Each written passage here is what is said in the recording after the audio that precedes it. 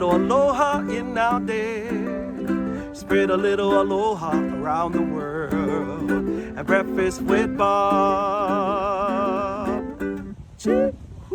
Thank you, Poncho Man. Welcome back, everybody. Breakfast with Bob, our Not Quite Kona edition. My name is Bob Babbitt. We're brought to you by Master Spas, as fuels go longer, Oka Let's Fly, Form Smart Swim Goggles, Zoot, the original triathlon brand, Premium Plus Sports, and of course, our Challenged Athletes Foundation. Our first 30 years, we've raised over $159 million, sent out 44,000 grants to keep challenged athletes in the game of life through sport. Our next guest has a big race coming up at Ironman Cairns. His name is Matt Kerr, 2021 overall age group Ironman world champion. That was actually 2022 in St. George, right, Matt? Wow, it was 2021. That's right. Right. It was two races in 2022, but the first one was considered 2021. That's right. I was classified as 2021. Yes. Yeah. How are you? I am wonderful. So you started out water polo, surf life saving, all that cool stuff. CrossFit, 3 to 4 years. How'd you go from CrossFit to triathlon? Through, I guess, my coach at the moment. He was former pro back in his day, and yeah, we just had a few conversations, and he had a couple of bikes sitting around, and he gave me those bikes, and the journey started from there, really. And I mean, we're talking, you entered, was 70.3 Taupo in 2018. Was that your first ever triathlon? I'd done an Olympic distance about 2 months before that, just in case, going into 2018. So yeah, technically it was. Yeah. And you go 4:26 in your first triathlon, or basically your first 70.3 for sure. That's yes. When you come away with a time like that, you must be thinking, okay, I've got some talent here. How far can I go with it? Exactly, and that's what's led me to where I am today, I think, and the decision into moving from age group racing to pro. I really wanted to do as well as I could in the age group field and get as much possible experience racing there as I could. And I think there's value in doing that. And I had the opportunity to go pro pretty early, but I made that decision to stay age group for a good 3 years of my racing and learn as much as I could and try and be the best age group athlete that I could. And then, yeah, I guess in the last 6 months I've transitioned into racing pro. A lot of times you'll see age groupers, they'll look at the pro times, they'll look at their own times, and they're like, oh, I'm right there. First time you lined up as a pro, how different was it? Extremely. Yeah, it's all of a sudden from chasing the pros. You might get a 10-minute deficit on the pro start. In fact, I was now at the front of that field, so definitely a different kettle of fish. So you go from basically a three months or so to train for your first 70.3, and then you enter 2019 Ironman New Zealand. You got 3 months to train for that, and you go 9:26. And so from when you were doing CrossFit, were you doing the same type of diet, or did you change your diet for triathlon? I changed it significantly, not necessarily for that first 70.3 that we just alluded to, but particularly for the Ironman distance, because we knew that the limiting factor around completing that successfully, or with the intended pace and intensity, was all about a fueling strategy and being efficient in that. So that's where the major nutritional change came, aligned heavily with the type of training that I was doing. So you learn to oxidize fat at a higher rate to use as fuel source for training and racing. I mean, a lot of from the very beginning of this sport, it's all been about how many carbs you can put in and how many carbs you need an hour. Did you, since you were brand new at this, it's not like you were going away from something you had been doing before. So was it hard for you to adapt to this the way you were eating during racing and training? Not particularly, because I didn't know any better. You talk about a lot of these athletes that have been doing the sport for 10 plus even 20 years for some of these guys, and they've got a huge endurance base. Whereas I was starting fresh and I didn't have any of that. I really needed to use that fat oxidation strategy around the nutrition to really try and get a kick start on that, or as far forward as I possibly could. So first Ironman, 2020 Ironman New Zealand, 8:53, 2021, 8:26. Like we mentioned, you won the age group world championship in St. George. 2022 training in Europe, representing New Zealand in Slovakia, World ITU Long Course Championships. That's pretty fun. First age group and second overall.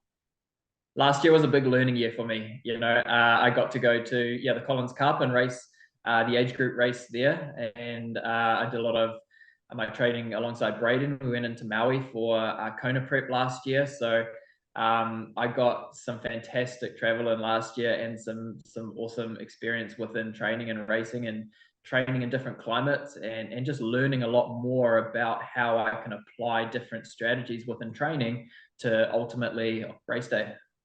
So what did you gain? Like you did a 4-week block in Maui with Braden Curry, one of the best guys on the planet. What did you gain from that? Oh, so much knowledge. I mean, just traveling alongside him, seeing how he operates from a training perspective, but also a lifestyle perspective, really opened my eyes. He's very matter of fact of the work needs to be done, and he'll get the work done, but he's also got a very relaxed approach to everything. Yeah. So when you go to Kona, and this last October, that was your first time in Kona, correct? Correct. And again, that was a decision that, I had a Kona slot off my very first Ironman, and I could have taken that. But I had so much more to learn in the sport, and I wanted to be the best that I could be when I went to a world championship like that. You are a patient guy. That's you don't see that a lot. A lot of times people are like, hey man, I got a spot, I'm grabbing it and I'm going to go for it. I'm going to turn pro. But you were trying to break the age group at Dan Plu's. You were trying to break the age group record that Dan has, and you go to Kona, you're doing well. You 2K or 2 miles or 2K from T2, and a pedestrian or a spectator walked out in front of you. You hit the guy, you're probably going 60K or so an hour. How messed up were you physically when you got up? Yeah, I was pretty bad. I mean, in retrospect, I got off very, very lucky. I had no broken bones, and there was a lot of time between getting checked out by medical and the person that I unfortunately hit was in a pretty bad state. So yeah, it took a bit of time for me to actually gather my thoughts and just collect the disappointment that my race was over at that point. Just going back to that, Dan Plu's record was definitely there, and I saw as an achievable goal. But right. For me, it was a matter of going out there and executing exactly what I knew I could and needed to in the best possible manner. And whether that was going to put me first age grouper overall or 10th age grouper overall, broken or not broken Dan Plu's record, then so be it. But for me, it was about personally achieving those goals within each, the overall race, but also each discipline. Well, nobody would have faulted you for not continuing on. That's a pretty horrific crash to have, but then you go off and finish the race. Yeah, that was a hard decision. That was really hard. If it was another Ironman, maybe that might not have been the outcome. I just had to weigh up around, why I was there, what I'd put into it, and I talked to a lot about having a hierarchy of goals going into any race, and they can go as far down the ladder as specifically what power you're going to push on the bike, what pace you're going to run. But number one that sat at the front of that hierarchy was A, to make the start line, so I'd done that, and B was to finish. Whether I had a mechanical, whether I had some sort of injury, was B, to finish. And I weighed up the fact that actually I'm probably in a state that I could attempt to at least finish. And if I started the run and only did 1 kilometer, or I got 10 kilometers, then at least I could leave knowing that I'd given it my best and I'd attempted, rather than just DNFing straight from that bike crash. And It was a painful 42K, but we got through 42 of those 1 kilometers, K by K, and it wasn't pretty, but yeah, that second goal was achieved. Well, you went 10:17:35. You were at the last race that Mike Riley ever called. So, you know, that's there's always positives that come from that. We've seen Jan Frodeno walk that marathon. We've seen Mark Allen in different places, Chris McCormick. You're certainly not alone, and you're some very good company of people who had a struggle to get through the marathon to get to the finish line. But the cool part is 10:17:35, you're still finishing in daylight, right? You're not Right. Right. I remember Chris Lee was a pro, and he was having a horrific day, and he's out on the lava fields with you know, they're trying to give him, you know, when it gets dark, they give you a light stick. And glow stick, he didn't want to get a light stick. And they found chicken soup. You know, when you're an age grouper, they got the chicken soup and things that as a pro, you never see that stuff. And then when he came down towards the finish line, a guy who he'd been going back and, you know, walking and running with the whole time tried to outsprint him. So he's like trying to outsprint some guy at the end of a 10-hour Ironman when he was a pro. But like you said, it's something you'll always have with you, and you know the next time you go there, you'll probably do a little better.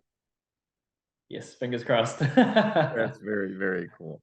So Ironman Cairns, 2022 overall age group champion there. Were you? Yeah.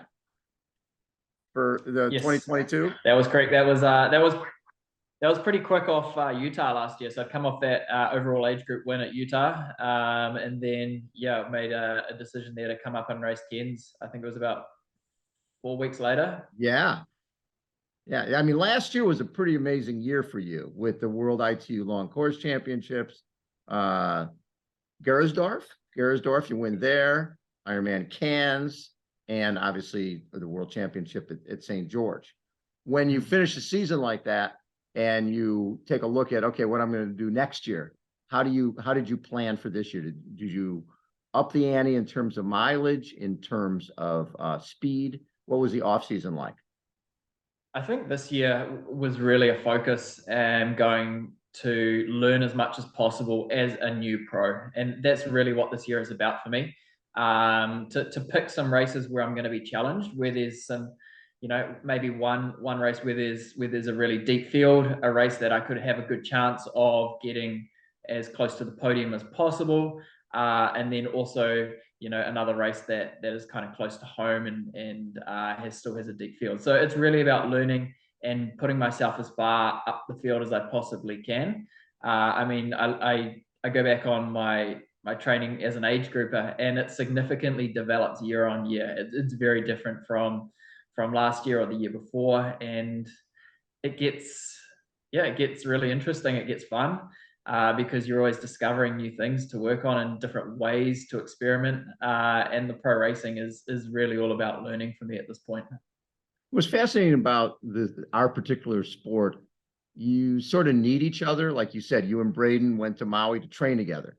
You can be buddies and share training ideas and concepts. On race day, you're still trying to kick the other guy's ass, but you sort of need each other. It's really hard to do this sport. You can't just train on your own. Absolutely. And I spend a bit of time in the Sunshine Coast and in Australia, so that's away from home for me, and do some training over there. And I just find that that's an amazing place. There's triathletes, there's other professional triathletes around me that you can jump in with. Not everything always lines up, and you don't want it to always line up, because I think there's value in doing a lot of stuff by yourself. But at the same time, it's, as you mentioned, it's really important to have people close to you as well. So S Fuels has been part of your routine for a while now. Talk a little about the product and how you use it in training and in racing. Yeah, amazing. I mean, as I say, when I very first started, it was all about developing that fat oxidation and being more efficient in that area. So it was a lot of zone 2 work, and the product accompanied that style of training very, very well at that point in time. It was all about low intensity, duration, keeping your threshold down and making improvements in there. So they've got product to support that as well. And if I now reflect as to how I'm training now, it's really about that right fuel, right time motto. And I need to be doing sessions that require higher carbohydrate intakes, Right. because I need to simulate race scenarios. And if that's not done, then you get into a race and you haven't trained to the best of your ability for that race. So it is about the right fuel, right time, and they've got product that allows that metabolic flexibility to be a thing within training. So I've got product for my zone 2 training, which is still part of my training. Yeah. But then when I also have race simulation sessions throughout a week, again, they've got product for that as well. They've got lifestyle products. So they're fantastic. They really are. So the last week leading into a race is a lot of times that's tough because you're tapering, you're doing less than you normally do, and you want to do more. How hard is that for you, the last week right before a race, where you've sort of, your coach is saying you gotta save something for race day. You don't want to leave it out there in training. Right. Yeah, I think that last week is really all about you got to forget your hours, you got to forget your numbers and in the overall duration. It's about still activating those or touching on those energy systems in those zones, and still that's still been a thing. But it's really just forgetting about, there's no need for the overall volume to be an actual thing. Whereas 3-4 weeks prior to that is a thing, is to collect some volume and collect some of that in your training. But that final week is really just about some sprinkling of intensity in the right places, just to keep those kind of zones active. So what's the goals for, is the goal to try to get to Nice this year for World Champs? We'll see what happens. I mean, there's definitely, I think there's 4 slots here at Cairns, and there's a few up the front that have already got their slots. So again, for me, I've got goals within this race, and particularly that's changed from, say, Ironman New Zealand, which was in March. I want to swim as well as I can. I've put quite a bit of time into my swimming, so I'm hoping to try and swim further forward than I did in Ironman New Zealand in March, because I believe that I can ride as close to the front, and with those the likes of Braden and Mike Phillips, if I can be there. It's just about minimizing that separation right from the start at the swim. Since you're so new to this, not getting into it till 2018, the speeds in the last couple of years have really gone through the roof, both in this, on the bike and on the run. We're seeing routinely people, low 4 hours for the bike, flirting with, sub 4, and people running, 230, 231, 232. How have you seen it change?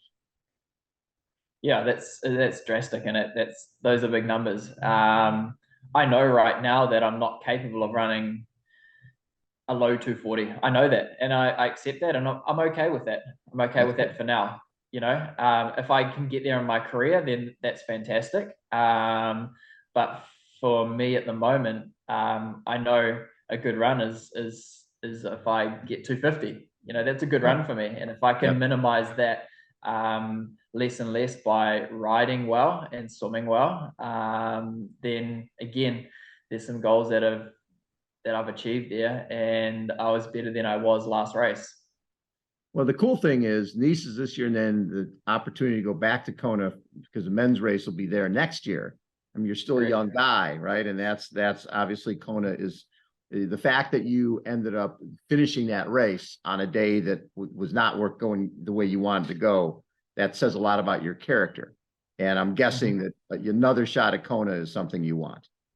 That's a goal. That is absolutely a goal. So again, seeking out a qualification slot for Kona next year is definitely a priority. And I don't quite often look ahead 12 months and go, this is what that's still a long way away. Well, over 12 months now. But still, I know that I want to be back in Kona next year for the men's race.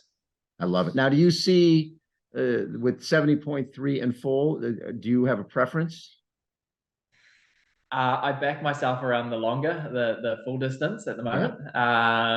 Not to say that I'm shying away from the 70.3, but I know that I've got some advantage, I believe personally, and that self-confidence comes from the advantage around the full distance and the fat oxidation and those higher rates. And you know, a lot can happen in an Ironman day, and it's about limiting that and trusting in the process. So for me, at the moment, the enjoyment's around the long distance. The 70.3s, it's short, it's sharp, it hurts, it's good, it's fun, but I've still got quite a bit of work to do in that top end speed. Love it. Matt, thanks so much for taking time. Pleasure to get to spend time with you. Best of luck with the race. And hopefully we'll see you in Nice. We'll see you soon. Hey, thank you, Bob. Matt Kerr has been our guest, everybody. Again, this is Breakfast with Bob, Not Quite Kona edition. We'll catch you next time. See ya.